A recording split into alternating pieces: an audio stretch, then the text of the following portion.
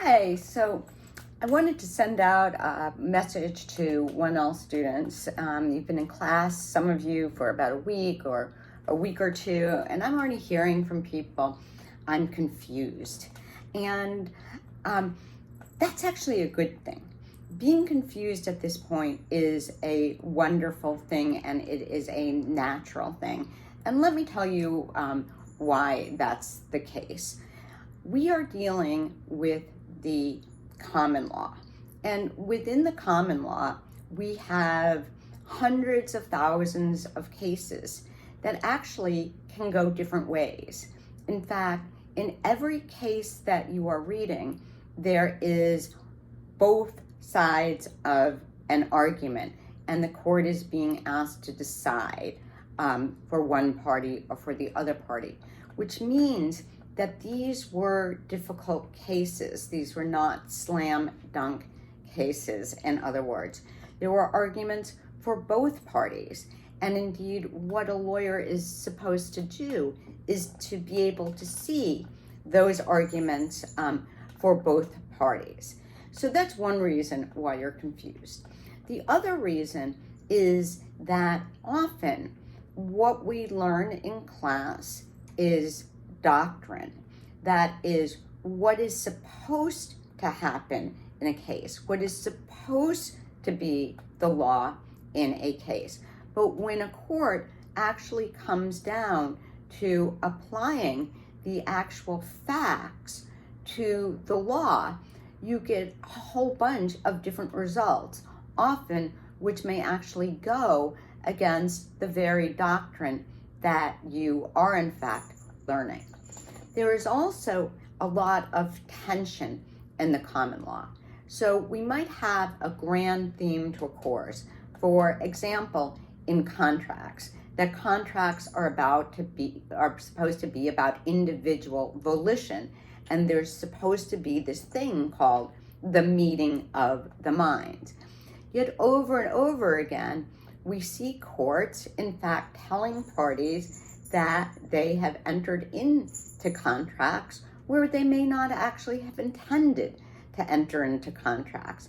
And so the law is pushing both ways. On the one hand, there's a doctrine that says this is really about freedom of contract. This is about individual will. And yet at the same time, we're seeing courts not necessarily applying that. And what that means is that there may be tension between the doctrine and the law, or we might have tensions and ambiguities in connection with two different doctrines that are supposed to be, in fact, equally true. And you're going to see this basically throughout not just your law school career, but throughout your legal career. And so the more comfortable that you can become with ambiguity, the better it is. It means that you are gaining a sophisticated understanding of the law, and that you are able to see how both sides at the same time might actually have a good or perhaps even winnable case. It just didn't win in a particular situation. And so what you really want to do is become comfortable with some of the chaos in the law. You want to understand that it is actually a natural product of both the common law and the interpretation and reinterpretation of that common law. In fact, one of the things that I find particularly interesting is that every time you have lawyers and scholars and jurists sit down to try to restate the law, what the law is, not only do they have massive arguments amongst each other, but they often produce products in which you might have a general rule and then so many exceptions to that general rule that it often eats up the rule itself. So what does this mean for you? It means that you are not confused if you don't, quote, understand something. It means that something itself is confusing. So you need to take that in.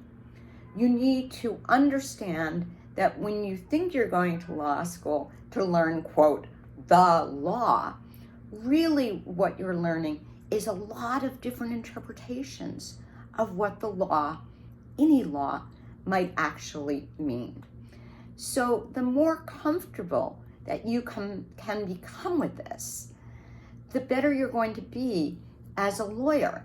And it's also going to allow you to have a lot of fun in playing with the law, fun in seeing how rules can be stretched and moved. It's a sense of chess almost, in which you're learning how to make various moves.